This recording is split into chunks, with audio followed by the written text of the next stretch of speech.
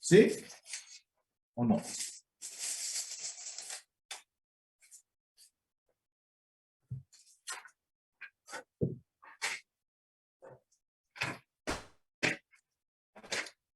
Hello.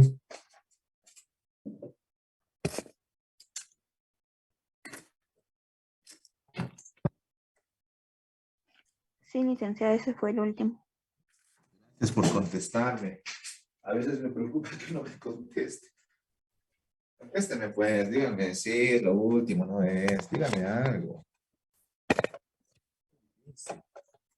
Yo hablo mucho, pero me he dado cuenta que hablo mucho porque los demás tampoco me hablan. Si me hablaran ustedes, yo hablaría menos.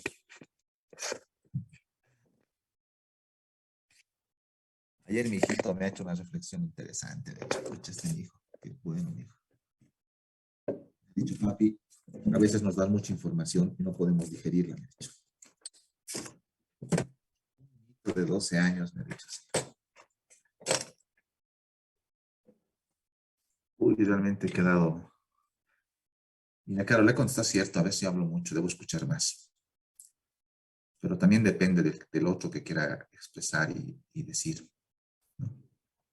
Así que cuando yo veo sus mensajes, los escucho, después también me siento feliz porque se me están diciendo dónde no entienden, qué debemos ajustar, mejorar, ¿no? Y otra cosa más, hoy día quería decirles que para cualquier cosa estoy ahí.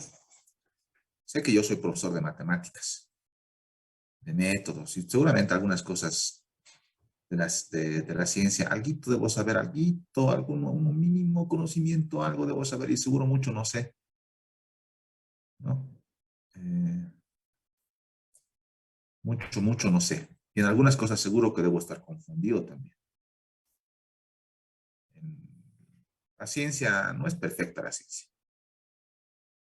La ciencia cambia, ¿no? El otro día hemos visto, miren, el interés que parece tan interesante, el interés tan objetivo, el interés tiene su subjetividad, porque desde un lado lo ves como una forma de ganancia, lucro, ¿no?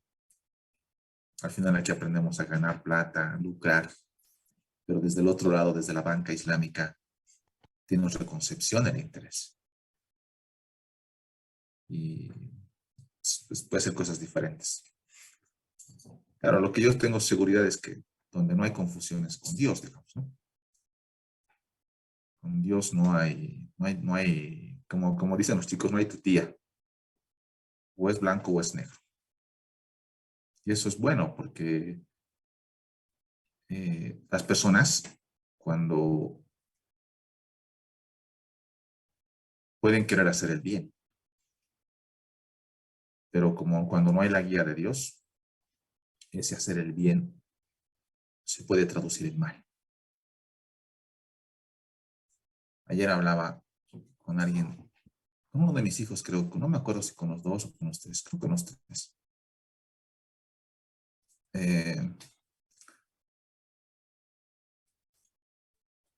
Y me preguntaban, chiquitos, ¿no? ¿Cómo es que pasa eso, no? Lo que pasa es que estamos hablando de Dios, ¿no? O sea, y siempre las discusiones de Dios. Y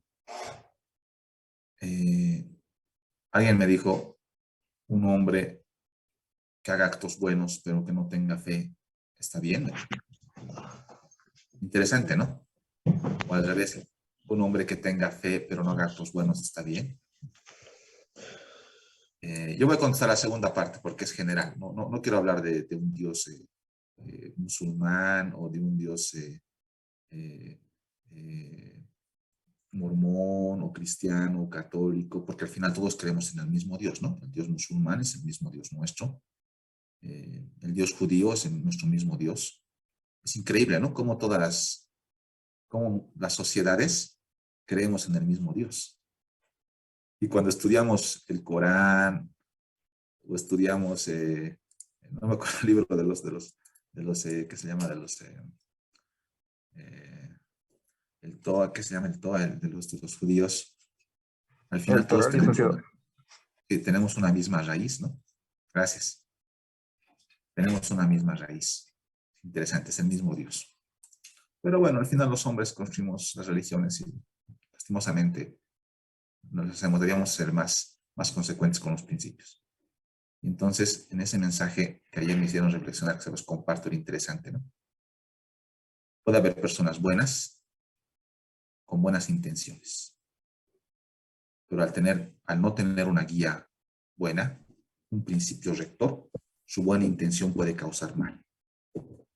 Un ejemplo crudo, pero con eso voy a cerrar y vamos a avanzar a la clase, es lo que ha pasado en Bolivia, en Sudamérica hace muchos años. Hace muchos años hay un señor, yo lo leí porque estoy estudiando ciencias del desarrollo, la teoría, ¿no? Hay una corriente teórica, varias corrientes teóricas que dicen que la sobrepoblación va a causar que el mundo se autodestruya. ¿Por qué? Malthus, por ejemplo, ¿no? Malthus dice, los humanos nos reproducimos a ritmos geométricos. Aquí se los voy a dibujar desde la matemática. Malthus dice, los humanos nos reproducimos a ritmos geométricos. Verdecito, verde esperanza. Malthus dice, los humanos nos reproducimos a ritmos geométricos. Lo geométrico es así como el interés compuesto. Pero los alimentos y los recursos solo van ¿sí? a ritmos lineales, aritméticos. Y en algún rato va a haber déficit, dice Malthus. Nunca vamos a poder alimentar a toda la gente que hay en el mundo. Actualmente lo podemos hacer porque hay mucha gente que tiene mucho y muchos tienen poco. Es un tema de egoísmo porque no hacemos. Malthus dice eso. Harriet Gardin, otro teórico, Gardin, que habla de los bienes comunes, dice los bienes comunes se van a agotar y vamos a terminar de sobreexplotar el mar. En realidad, con la sobreexplotación hace que se agoten los recursos, dice Gardin. ¿Qué quiere decir sobreexplotación? Un terreno ¿sí? dividido bien alberga para 4 vacas. No voy a dibujar vacas porque estoy dibujando con mi mouse. 4 vacas. Eso dice Harriet Gardin. Un terreno alberga 4 vacas. No puede albergar a más.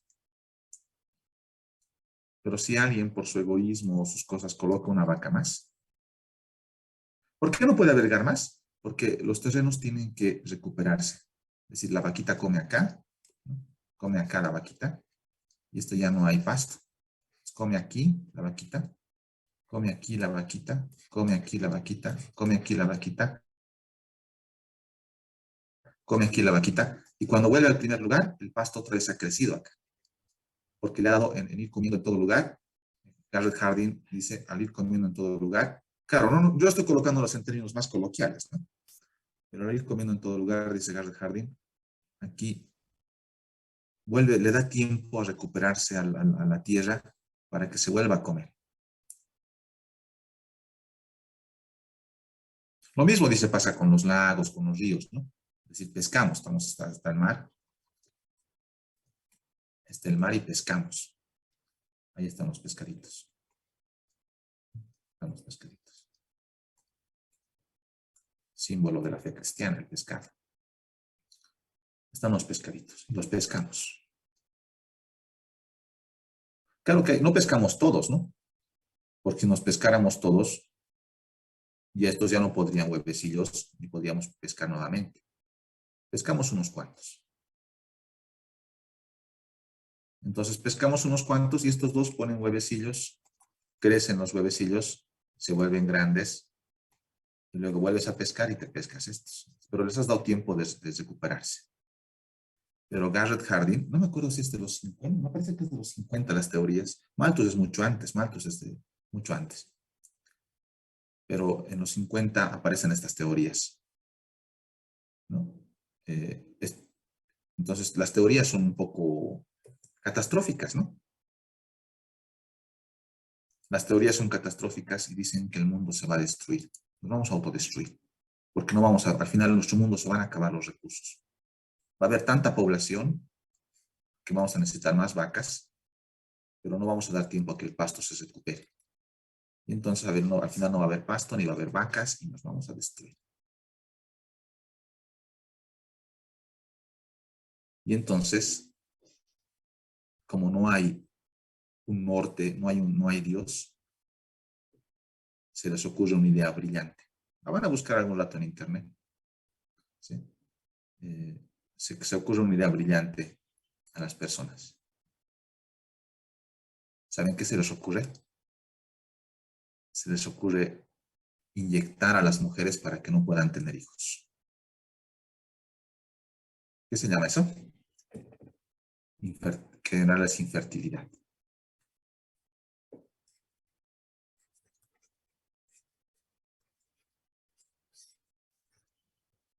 Algunos dicen que viene desde Naciones Unidas.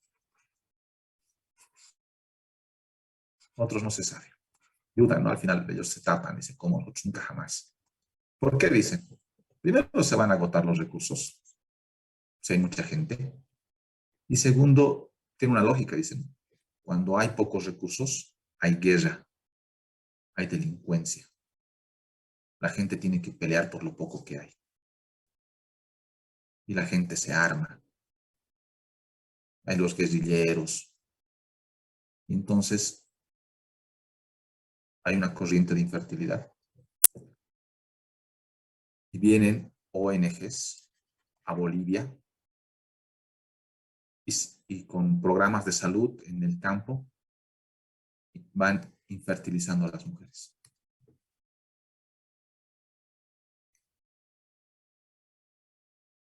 No lo digo yo, hasta tenemos una película boliviana sobre este tema. Esto nos registra la historia, no solamente en Bolivia, en Latinoamérica en general. Claro, ¿cuál es su fin de estas personas? Fue, ¿no?, evitar que se consuman los recursos, controlando la población, y evitar que la gente luche por los recursos con guerras, con delincuencias. Su fin no ha sido o sea, en el fondo, no en el fondo, por supuesto, hay problemas, ¿no? Pero como no había la guía de Dios, no hay la guía de Dios, entonces dices, para evitar el consumo de los recursos, para evitar las guerras, para evitar que no haya hijos, quitas la decisión de tener hijos. Y es el problema de no tener fe, ¿no? Porque al final, como no hay fe, puede ganarte el sentido común que te dice la ciencia o las cosas, ¿no? En cambio, desde el lado de la fe, desde el lado de Dios, pensaríamos que la manera de solucionar este tema es distribuyendo mejor, ¿no? Siendo más justos, equitativos, encontrando mejores maneras. ¿Y saben qué? Hay una premio Nobel de Economía que se llama Orson me parece que es así. Ya no me acuerdo su nombre. Mujer, Orson. Es premio Nobel de Economía, pero ella es politóloga. Interesante. Orson. Ella encuentra que en muchas sociedades en el mundo, las personas se han dado cuenta de estas cosas y han comenzado a administrar racionalmente los recursos. Ya desde hace cientos de años. Entonces, hay soluciones técnicas y cosas para esto. No lo digo yo, lo dice un premio Nobel de Economía. Que ni siquiera es, bueno, es politóloga, ¿no? Por supuesto, la ciencia es genérica, pues cualquiera puede estudiar economía a pesar de que no seas economista, ¿no? Y claro, ese es el tema, ¿no? Al final, las ideas equivocadas pueden, pues, tener consecuencias graves. Por eso yo pienso que la salvación es una guía única, ¿no? Pero bueno, eso les comentaba porque he estado fin de semana, está en mi cabeza rondando, ¿no? Quería canalizarlos a jóvenes como ustedes, atentos a aprender.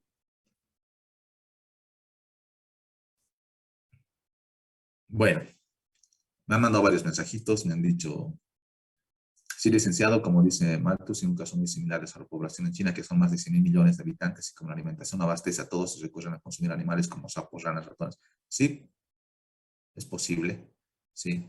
claro, tienes que seguir explotando al alimentarte. Les recomiendo ver algún video sobre el universo del universo 25. Voy a ver, no conozco del universo 25, pero yo les recomiendo cuando lean cosas, tengan cuidado con lo que leen, ¿no? No, Albert, no es la solución resignarnos a tener bebés, Albert.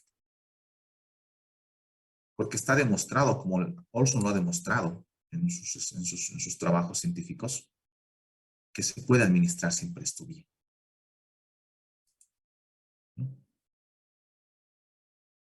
Y como dice Wendy, hay otros países, no solo en Rusia, ahora la población está disminuyendo en general, ¿no? Las personas tienen menos hijos, no por un tema de que no haya recursos, sino por un tema de cultura, ¿no? Y algunos datos resulta hasta ahora en la sociedad preocupante, porque ustedes saben que para que la población se mantenga, las familias tienen que tener, según los estudios, 2,3 hijos en promedio. Es decir, algunas familias 2 hijos, otras 3. Si no ocurre eso, la humanidad se va a acabar. Porque recuerden, ¿no? Ahora el problema está ese, en realidad, esta es una preocupación un tanto, no sé, sobreestimada, digamos, ¿no? Porque el problema ahora que está pasando, en Europa especialmente, los europeos están preocupados porque sus sociedades no están reproduciéndose. Aquí hay una pareja. Bueno, voy a dibujar mejor así. 2 parejas.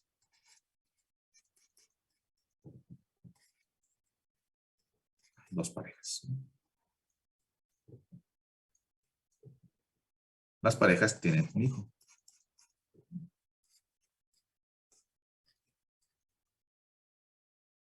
Para que la sociedad se reproduzca, ¿sí?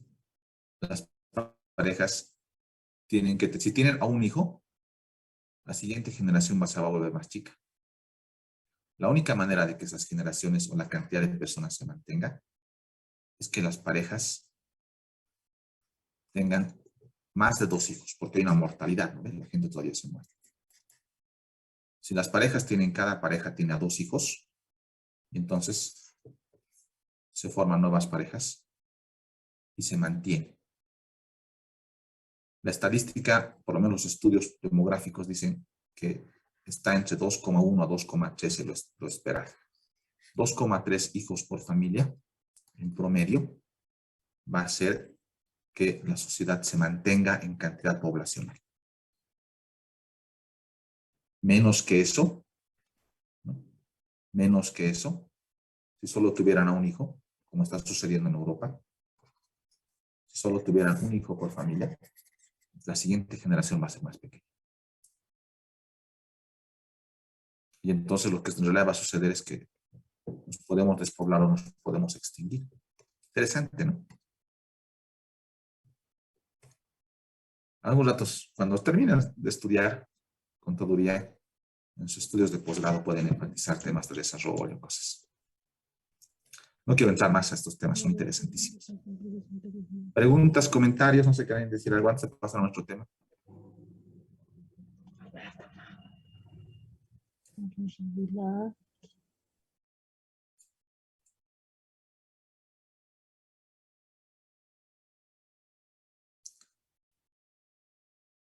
Sí es posible, Alejandro dice una cosa interesante. Hay gente que tiene muchos hijos y a veces eso causa pues problemas, ¿no? Es posible, Alejandro, sí. Pero no es un tema solamente de catalogar los irresponsables, es un tema de información,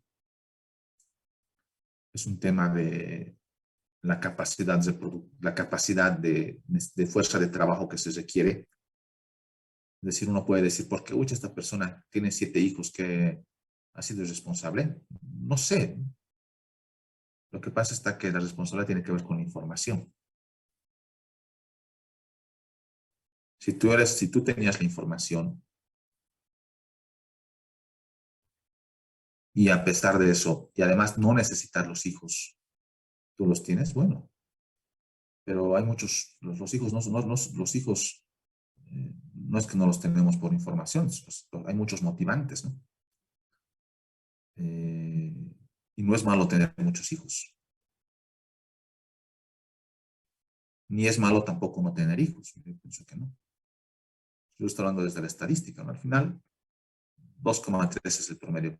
¿Por qué digo que no es malo? O sea, si ustedes ven algunas, no sé, referentes, por ejemplo, ¿no? Veamos algunas cosas, solo para cerrar el tema de Albert, de que no sé si fue Albert o Alejandro, creo que fue. Paola dice algo más interesante, dice, claro, la planificación familiar debería ser de acuerdo a la economía de la pareja. Claro, si una pareja quiere tener 7 hijos y puede mantener a los 7 hijos, súper, ¿no? Si ellos son felices con 7 hijos, está bien.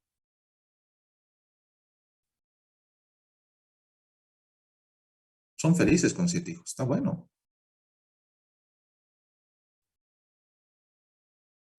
Desde la economía agrícola, los estudios de la economía agrícola dicen que se tiende a tener más hijos en el campo porque hace falta fuerza de trabajo. Ahora, tiene razón Sheila.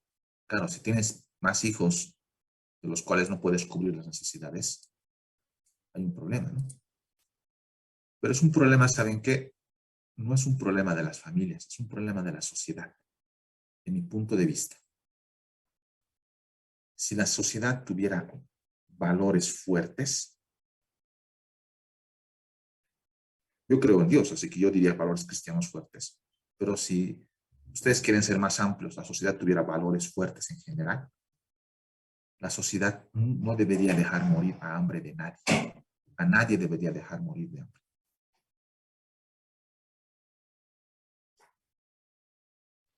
La sociedad debería prever como sociedad, con principios y valores fuertes, deberíamos prever que nadie se quede sin cosas básicas. Tú has decidido tener 7 hijos. Pero a la sociedad le interesa tener que la gente sea feliz con sus 7 hijos. Nadie debería faltarles las cosas básicas. Ahora, pero como vivimos en un mundo egoísta, que está mal, ¿no? En el mundo egoísta, si él tiene 7 hijos y tú tienes 2 hijos, ¿qué te importa? Del otro.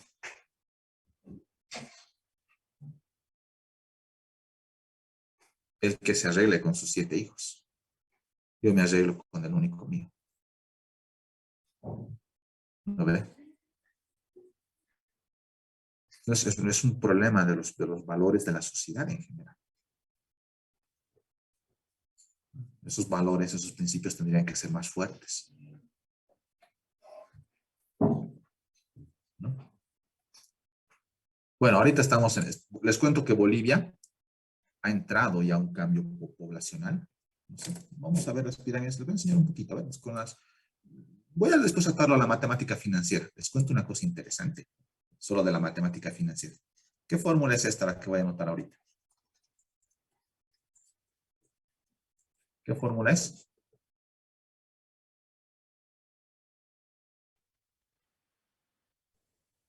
Valor final, ¿no ve? Esta es la fórmula de la progresión geométrica. Ustedes la estudian para hacer interés compuesto. Pero si estudiaran demografía,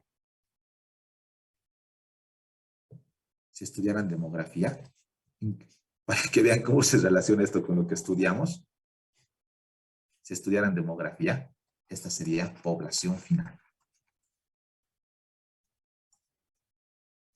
Esta sería población inicial. Es la misma fórmula de crecimiento demográfico. Qué interesante, ¿no? Estos serían los años. N los años, ya saben, ¿no? Y I sería la tasa de crecimiento demográfico.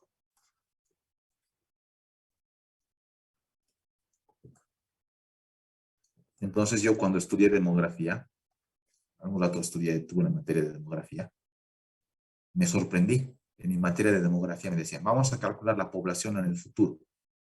La población en el año 2027 depende de la población el año 2021 a la tasa de crecimiento poblacional que tenemos. Ahora creo que el país está en 2,1%. Ahí estamos. Del 21 al 27 pasan 6 años. Y me pasaron esta fórmula cuando estudiaba demografía para calcular el crecimiento de la población. Y después en la vida profesional yo la usé, porque necesitaba proyectar crecimientos poblacionales en los barrios, en los proyectos que hacía. Y coincidía, che, interesante. Interesante, ¿no?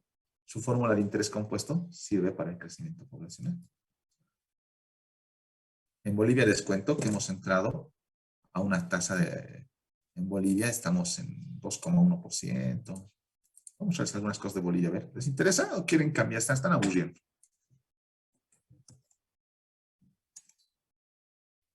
Sí, Lisan, está bien. Bueno, mi mensaje de fondo es valores, ¿no? Hay que fortalecer los valores y entre la duda de los valores, pensar que los principios cristianos son los que deberían ser nuestro curso rector, porque los otros nos pueden causar, nos pueden llevar a la guerra, nos pueden causar al dolor.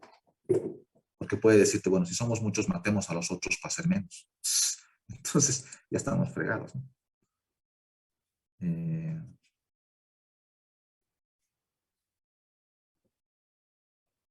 Vamos a mirar la pirámide poblacional.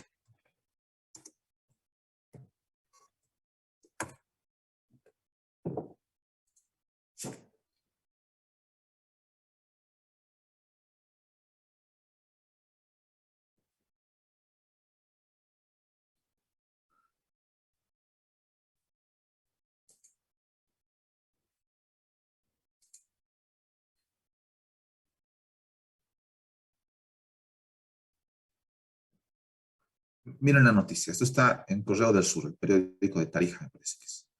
La población en Bolivia ingresa al proceso de envejecimiento. En Bolivia, hace 10 años ya, hemos entrado a una cosa que se llama el bono demográfico. Mucha que entro, pues que cargue mi... Voy a cortar mi cámara ya para que cargue las cosas.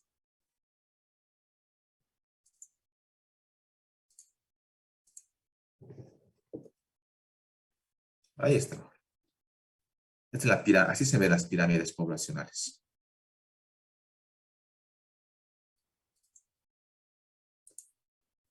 Cada barrita representa un grupo de edad. Aquí somos de ese.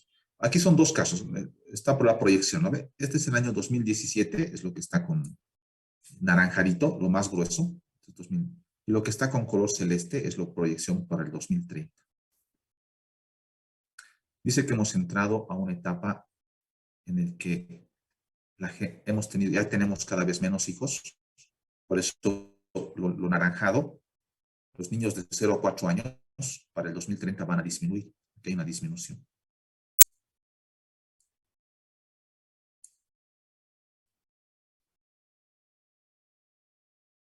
Actualmente es lo naranjado, pero para el 2030 va a ser lo celeste. Los hijos van a disminuir.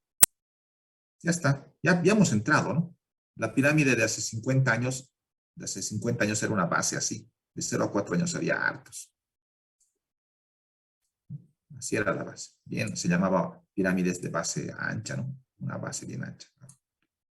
Los europeos están más o menos así. Los europeos están más o menos así. Quiere decir que tienen pocos hijos. Y en el medio están los adultos y cada vez hay más ancianos. Nuestra pirámide es así.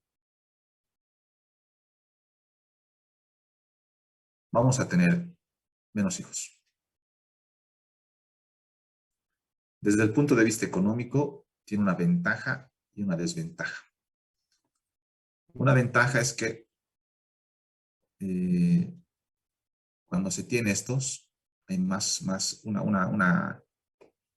esta gente joven, estos niños están comenzando a subir y pronto van a ser parte de la población económicamente activa, van a ser jóvenes como ustedes. Ya hemos entrado, dice, y va a haber harta gente joven.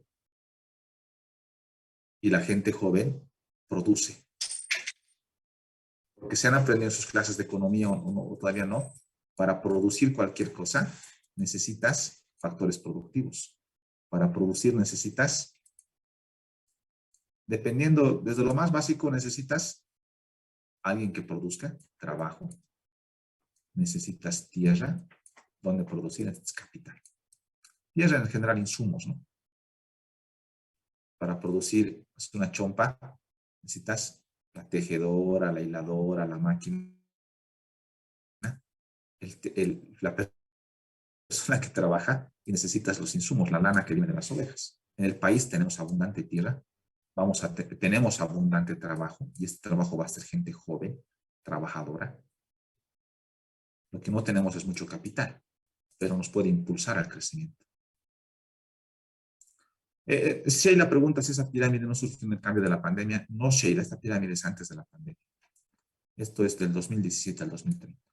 No sé cómo habrá afectado a la pandemia, sinceramente. No sé. No lo sé. Hay cosas contradictorias que he estado viendo en la pandemia. Una cosa contradictoria que he visto en la pandemia es que hemos pensado que hubo mucha violencia, agresión intrafamiliar en las casas. Las noticias, todo. Pero el otro día he visto estadísticas de divorcios y se han caído los divorcios. No sé por qué en Bolivia. Me ha sorprendido. Nos hemos sorprendido con un amigo porque pensábamos que los divorcios iban a aumentar. Pero estadísticamente los divorcios han caído. Bueno, no les vamos, que quería mostrar. Mejor no les muestro. Es que me voy a desviar del tema. En el Ceresi se puede ver. Por si acaso. Pero bueno, es lo que va a pasar, ¿no? Bueno, pero la moraleja es, más que ya entrar a la pirámide, lo de interés compuesto, de las pirámides, la moraleja es muy facilita. Es un mundo con muchos conflictos, muchos problemas, y la solución pasa por ser sociedades más justas con valores más fuertes.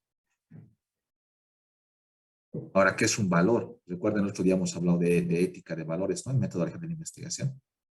Los valores pueden cambiar entre persona y persona. Lo que yo puedo decir, por ejemplo, yo puedo decir, no se debe robar, como mi mamá me decía, ¿no ve? Papito, no se debe robar ni una aguja, ni un centavo. Si tú te llevas una agujita de tu vecino, ya estás robando, me decía mi mamá. Ese es mi valor. Pero el valor de otra persona puede ser, no, lo que tú puedes, si te encuentras, no sé, el otro día vi un cuento interesante, ¿no? Decía, claro, nos enseñan a no robar. Entonces, dice que hay un pueblo en el que está prohibido robar. Perdón, no es más que robar, dice, tú te encuentras algo y tienes que devolver. Eso está bien, ¿no? ¿Cuántos de nosotros nos encontramos algo y buscamos al dueño? Se encuentran un celular en el minibús, su obligación es llamar al dueño del celular y decir, me encontró este celular. Yo les cuento que me encontró varias veces celulares y nuestros valores son diferentes, ¿no? Me acuerdo de una anécdota, me encontré un celular y yo llamé para devolver. El señor, ¿saben qué? Me trató mal. Pensó que hasta yo le había robado. Yo lo llamé para devolverlo. Y me asusté, sinceramente. En mi juventud me asusté. Y como me trató mal, yo agarré y lo dejé en una tienda. Le dije que voy a devolver el celular, van a venir a robar. Y se lo recogieron. Y otra vez que me encontré un celular espectacularmente hermoso en un taxi. Estaba bien apurado, tomé un taxi. ¿Y cómo son los valores de las personas cambian, no? Agarré el celular hermoso. Yo estaba apurado, tomé un taxi porque estaba apurado, tenía que llegar a mi casa, no sé, tenía algo urgente que hacer. Y me llama el que perdió el celular y me contesta y me dice, ¿usted encontró mi celular? Sí, lo encontré. Ah, ya, bueno, ¿sabe qué? Tráigamelo a esta dirección. Seguro su valor de gratitud no tiene nada que ver. Yo parecía que estaba hablándome a un empleado, ¿no? Tú te encuentras un celular y contestas para devolver y te dice, ¿usted encontró mi celular? Sí, bueno, ¿sabe qué? Tiene que traerme a tal dirección en 30 minutos, o en este momento. Ahí la voy a esperar. ¿Cómo cambian los valores entre persona y persona, no? La segunda persona, la primera que pensó que yo era un delincuente, no sé qué, y la segunda persona pensó que yo era su empleado y tenía la obligación de devolverle y traérselo en ese instante. Y bueno, y desde el otro lado, claro, uno se hace un celular y dice, bueno, lo que me he encontrado es mío, no le he robado a nadie, me he encontrado, pero la obligación es devolver. Pero los valores cambian de persona a persona, ¿no? Les cuento ese cuento de que dice que una persona se encontró algo y era en un pueblo, y en el pueblo la costumbre del que se encontraba algo era que tenías que ir a la plaza del pueblo, a la plaza principal donde todos comercian, se reúnen, y gritar. 3 días. Te levantabas en la plaza y gritabas 3 días. Me encontré esta oveja, por ejemplo, ¿no? Me encontré esta, no sé, me encontré este celular. Publicarlo, ¿no? Y si después de 3 días, decía la costumbre del pueblo, nadie reclamaba como suyo, podías quedártelo con él. Y entonces hubo una persona, se encontró algo, pero quiso quedarse con él. Y entonces fue a la plaza del pueblo a las 3 de la mañana, 3 días. ¿Cumplió con las leyes del pueblo? Sí. Pero su intención no ha sido buena, ¿no? Si alguien le pregunta, ¿has ido 3 veces a la plaza del pueblo? Sí, a las 3 de la mañana. Claro, donde no hay nadie. Siempre habrá maneras de ir contra los principios, contra la ley. Pero si tenemos principios fuertes que nos guíen y que no nos confundan, porque como vemos, la sociedad tiene diferentes valores, buenos, malos. Algunos quieren respetar esos valores, pero que algo les dice que hay que ir a las 3 de la mañana a cantarlo frente a la plaza para no devolverlo. Unos dirán, es bueno robar una aguja, otros dirán, es bueno, una aguja no puedes robar, pero sí no puedes robar, sí, una aguja sí podrías llevártela, pero 10.000 bolivianos no. Hay confusión. Ante la confusión, bueno, parece que solo hay un solo camino. Crean en su fe en la que tengan, y los que no tienen, traten de cultivarla, porque esa va a ser su forma de contribuir con el mundo. Cualquiera, bueno, que escoja. Bueno, he hablado mucho. Vamos a volver a hacer